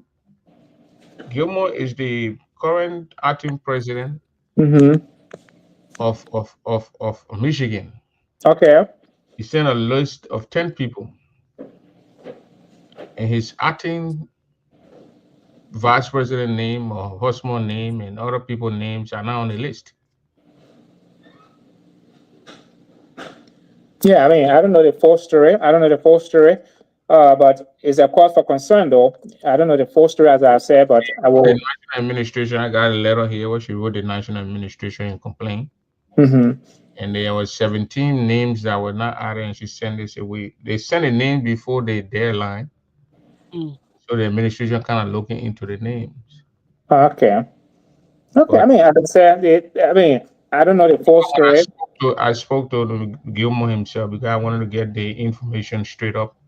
I talked to the lady. She said where they had a chat room, I think she said they removed her from the chat. But when I checked it, she left the chat herself. She was not removed. Okay. So, but then that time they didn't get her name or husband's name on the list, and the list went, and then they sent a listing before the deadline to the national that we tried to get our names on the list, and we could not get our name on the list. So I told Gilmore today after I talked to him, I said, Gilmore, it was your responsibility to get to these people. What kind of disagreement you had? As your president for that chapter, you should make sure that your members' names were on our list. Yeah. Because it happened here in my state. The chapter president put on a notice and gave deadlines. And then when the day or two for the list, he kept reminding us with voice message, tapping in voice message. I check your name. Is it spelled the right way? I will submit it in 2 days. Mm-hmm. Call other people personally to tell them. So these are things that president's supposed to do. I criticize my president on numerous occasions. She still had to call me and say, check your name. Is this spelled good? Is that the right way it's spelled? Is that because I argue with her and she just put my number one side? So I think our presidents, our chapter presidents, even to the national level, they need to have that tolerance. If somebody criticize you and you don't Yeah. want to, I don't understand the reason. I try to get the reason why all these people in Michigan, when there were 10 names left from there. You see your chapter, your state, you're saying the names for what Florida sent 28 names, then Bobby, then with other group of people on the other side saying names. The president saw reason to compile those lists because those people are Nigerians. Yeah. You're not going to deprive the people of voting. Yeah, and you can't disenfranchise people. You can't do that. Irrespective of your political differences, you can't do that. With your leadership arguing, it shouldn't affect those people. So I don't understand. But I think that's the question the brother asking you to speak to. Mm-hmm. No. I mean, you are right. Prince, you just hit the nail on the head. Irrespective of our political differences, it is not our place to disenfranchise people. When you are in leadership position, they make it more difficult for you. Even if you have differences with people, you still have to reach out to them, especially if it comes to voting. So, as I said, I may not know the full story with what transpired in Michigan, but I think the president should have done everything possible to make sure, he reached out to his VP and the rest of the people whose names were left out to see what was the reason. I'm glad that the national administration or the board or the election commission is investigating that. It will be a good thing for these people for their names to be added. If they were done through mistake or if they deliberately chose for their names not to be added because they are not participating in the process, that's a different thing altogether. But it's not a good thing for anyone to be disenfranchised. The board chairman name is on this list here. The board chairman in the state. His name is George Bodwell and Joseph Hammond. These are the list from the 17 people on the list. And the president wrote the vice president wrote the national administration, the interim leader, and the letter of complaint to the national president. I mean, we shouldn't get these kind of things because you don't want other graduate. That's the same thing. What you remember when Glayton graduate went to court? Mm-hmm. Urukara sued the people. He refused to have me on the list. The current board chairman. He sued graduate. I think he won. Hmm. He said the man a crime man is Nigerian. Why you won't refuse the man? The man registered before the time. So put a knee Yeah, on it. sure. You can't disenfranchise people, even if you guys have disagreement. You can't do that. Far Yeah. from it, you can't do that.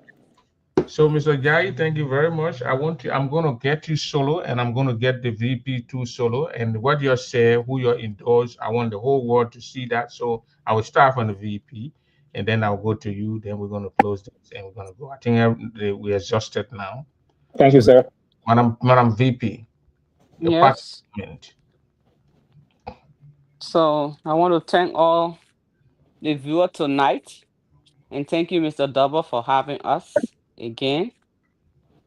I'm supporting Madam Edith Power for second term. She been doing extremely well. Let her give her second turn to finish what she started. Hope to see everybody in Kentucky. I will be there live. Are you calling on Mr. JJ Denny to support Idepoa too? Well, he already took his side, so we will meet at the ballot And box. convince the man how they can do camping. Mr. Dennis, Mr. I mean Mr. Jayee. And once again, thank you, Mr. Dover, for hosting us here tonight. I want to say many thanks to your audience here for giving us the attention that they've given us. As I said from the beginning of this show, Grand Leader Association in the Americas is at a crossroad. And we are in difficult times. We have Burkina Faso overtaking our land in Grand Leader.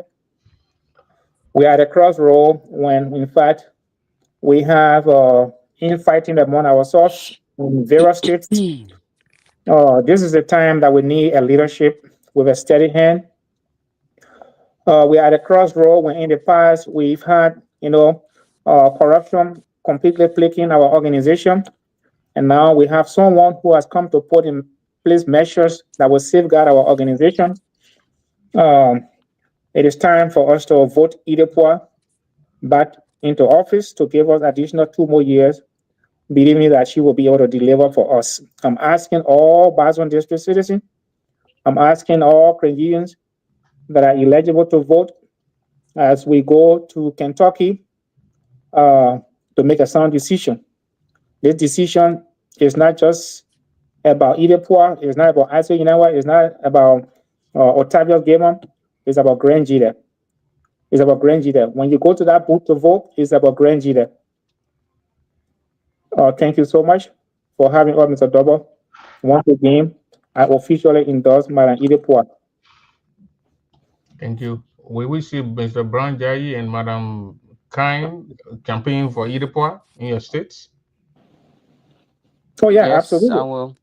I've been doing that. I've been calling people, I've been speaking to people, not just in Minnesota, but across the state. Thank you very much. And Mr. Jayee, Mr. President, Madam VP, I'm here when the time comes. Y'all get call me for the promotion, and then we have 1 or 2 shows for the convention that's going to into Minnesota. Minneapolis. Yeah. All right. Thank you so much. Thank you, Okay. Mr. Double. Thank you for having us. Right.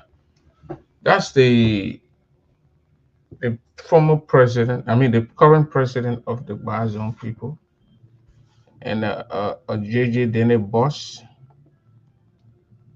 He just endorsed Madam Idepoa, and he a vice president. I think this is the first time. No, the Putu people came and they did it before, so this is the second time now we got a group coming to endorse. I mean, the president and the vice president.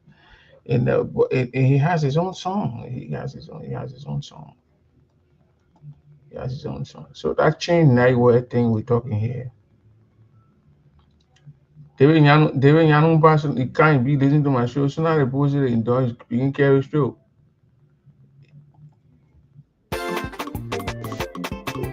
Hey, Browne, You will go. What do you, buddy? And you will.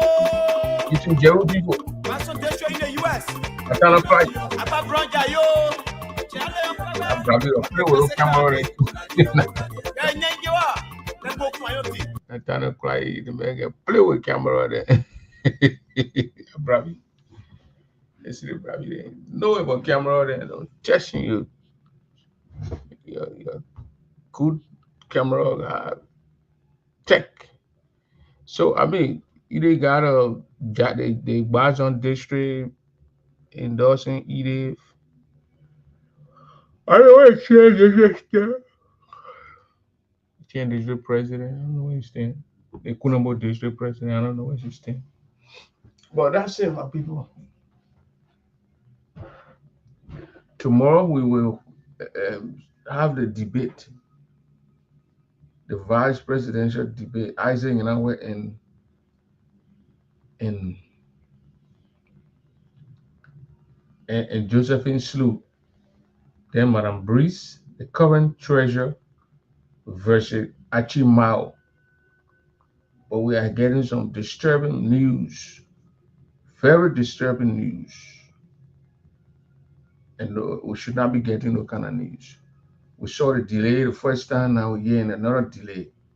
But we're trying to verify and make sure that those things that we're hearing are true. We need to hear from our people who want to lead us, who want to lead us. No one should escape any debate. If you skip debate, we'll tell the people why you skip. You don't want to be on the debate. Yesterday, JJ said the other lady who is on the committee, the lady is biased, but she can be replaced. But don't skip debate. You need to tell the people where you want to lead them for. Because when they come here, when they're doing the presidential debate, they're not going to do the presidential and the vice president. We don't have time for that. We need to have fun in the building. You have to do it with dismantle those speakers and just be in there and dancing with our heads, with our music. When Johnny Garrison one time, they let Johnny Garrison one time having party in the area there in Minneapolis. The police came and said, I'm call the music. So the police will go to dance. The police guys say, you go and dance. You don't have to dance with music. Cut the music off, it's disturbing other neighbor. Just dance without the music. So I like to read this comment from the former vice president of the Barzon district. She was vice president under J.J. Dennis. This is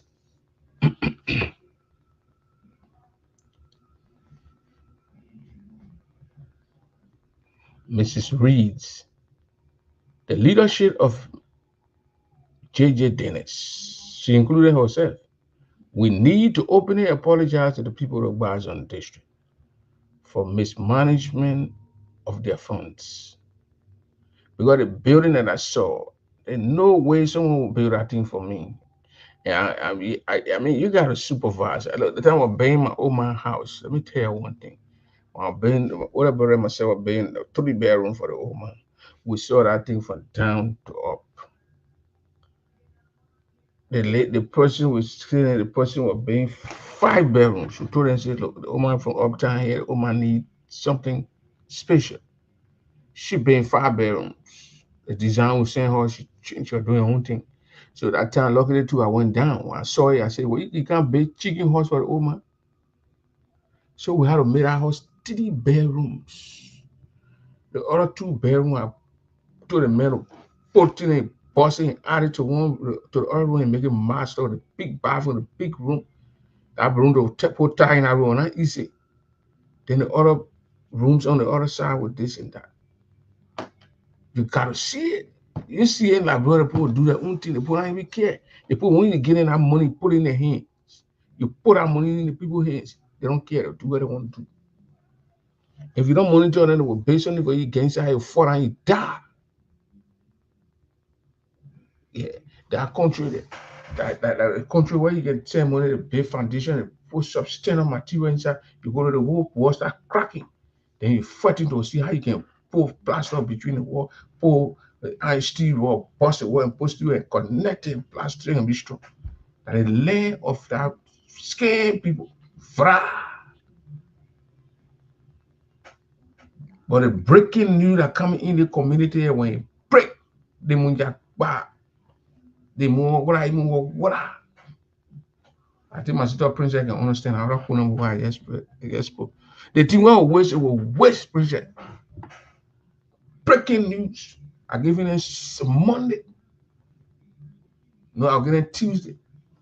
When I see program break the news. I would say who like you, who did not like you, they can Chaco Lanka. When the Chaco Lanka is lucky. And they say doing so say whether they put not like it or don't want Sammy like it, she okay. Sammy like it, okay. They not like it, they like it, that they're paying me. But that means I would say I can't hold a kind of thing by me. I gotta say. The news is big, it's intense, it has a propensity to derail progress, peace, and unity among the certain group of people.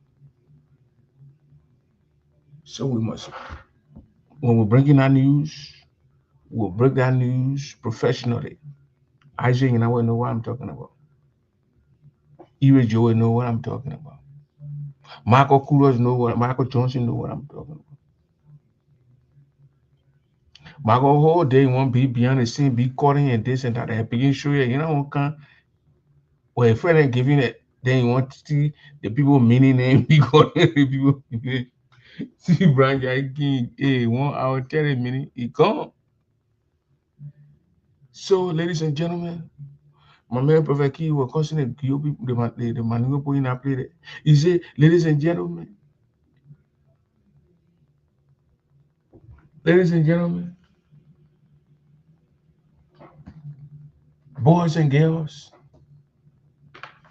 Prophet Key went behind the Maningo people. The Maningo people, the other guys said, Prophet Key, try that thing again. The man said, me, we are for you, name of J. For Unimo J, the man from Unimo J, the man from Unimo J, the man from Land Rebel, the man talking with confidence, the man saying you're kidnapped, Prophet Key, get Prophet Key. Prophet Key, when I be more and get the next day, you say you go sue the people because they threaten you. I thought you say you guys, you want me to put in more, that man was kidnapping and get Guinea. I said, you know what?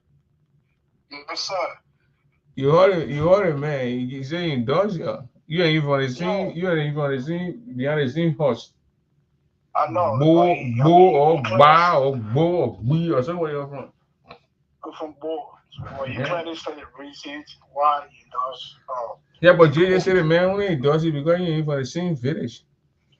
Well, that's Mr. Dennis' own opinion. I walk by it, Lolo.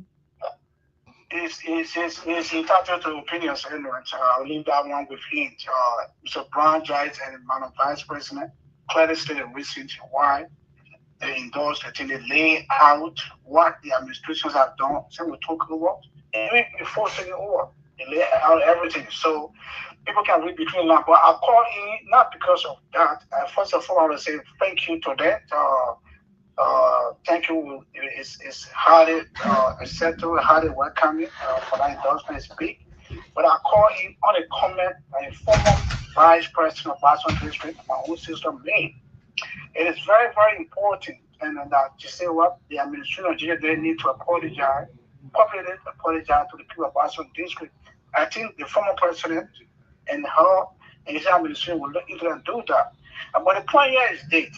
When I hear Jayee saying or Mr. Tenant going around saying, "Oh, why they keeping the money in the bank? Why they keeping the money in the bank? They kept money, they have money, they keeping the bank." This is what happens when you don't plan, when you don't do your research and just get it and put money into project without doing the on ground work. This is why you get the end result. Look at that video I saw here. Look at it. Shaking it. I mean, human being shaking the foundation that's supposed to hold the roof that will go over our children. Look at it shaking. So, I mean, that's why I call in that not because we have money and we just take our money and go and just spend it without proper planning, without doing the analysis or the research and the project planning. No, my eating report, regardless of how much the money is, whether it's $5 or $10, you got to give account, you got to give proper plan, you got to cross the T, as she always put it, the T and how much. She always said it. You got to make sure everything is in place before spending the money. That's what she always does. And that's what we call leadership. You don't just say, well, because we have 50,000 in the bank, so we just get up and go and spend it on this project. Before we can spend Nigerian money, because this money is not about a port, it's not Isaac Noah, it is the membership money, it is Nigerian money. Before we can spend that money on project, we got to make sure that that project is convincing, that project is doable, that project it has been accessible, it has been analyzed and by professional people. So that's the main reason of me calling in that to Mr. Daniel, who always said, and the last of you are so that they will all say, but why they keep money in the bank? Keep money in the bank. Not because you have money in the bank, you just get and go and spend it on something that you have not yet really analyzed, not yet that you have done your groundwork. I wish that had been done in the case of this project that we just saw here tonight. But as you all know, look at that building. And I want to give credit to the administration, Mr. Jayee, for even possibly revisiting this settlement and neutral by the goal and visit that project, analyze and make recommendation. Based on those recommendations, they decided to take the necessary steps, which I believe is in the best interest of the district. No, I think Mr. Jayee will break that building down, and they're gonna start from another ground zero. How they gonna the base of that building, the foundation is messed up. It's messed up, bro. You build it if you build it up, there and put people children there when it collapse, you could be arrested, you could be sued. So I think what the president did, I must applaud him for that, to put a halt to that. They can look for different things.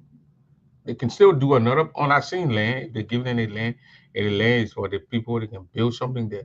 But not to take that, not to carry on with that building. The previous administration should have managed that building, should have the project. I mean, monitor it until. They did a good job. They brought it way up there. But look at the bricks that I'm looking at here. These things are deployable. Yeah. You can't pull people to it. Mr. Dover, thank you for everything. Thank you to Madam Kyne and Mr. Jayee. I want to say thank you so much. We'll be speaking with you tomorrow to the administration. That's all we will do. The campaign team and administration will be calling you for tomorrow to feature again to talk to you here. The talking to administration, you say? No.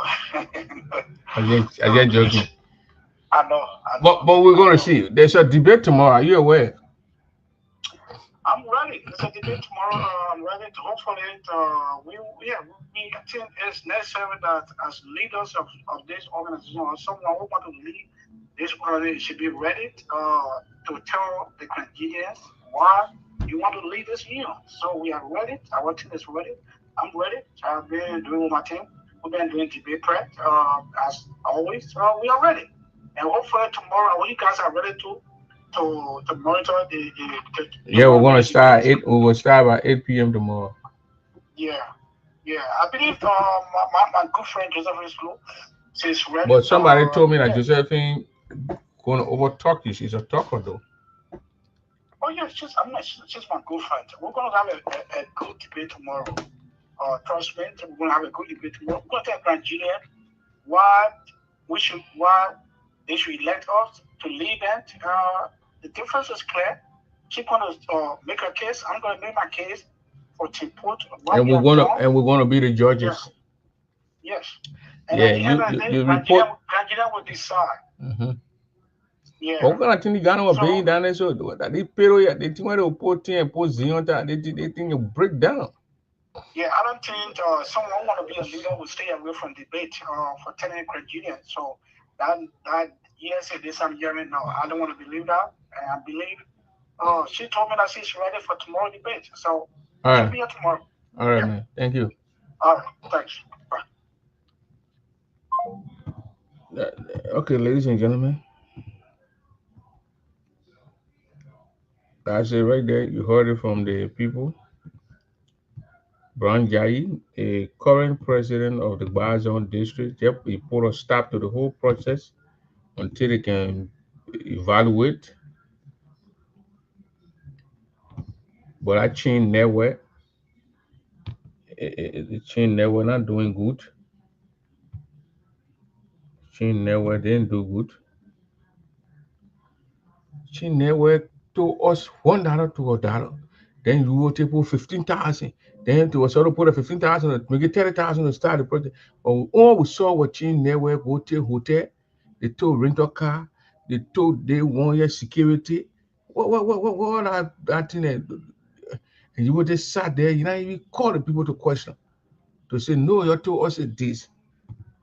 Then why you're doing different things?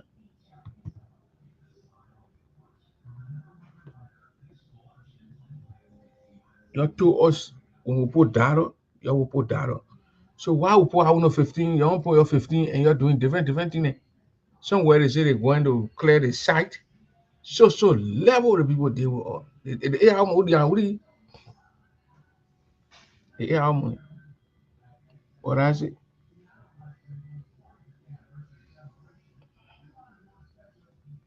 Thank you very much for tuning in.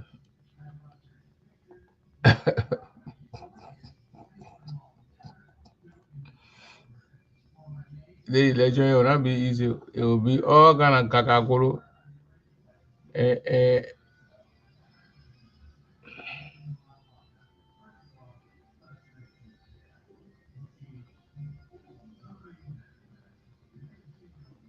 All right, man. Yeah, bye.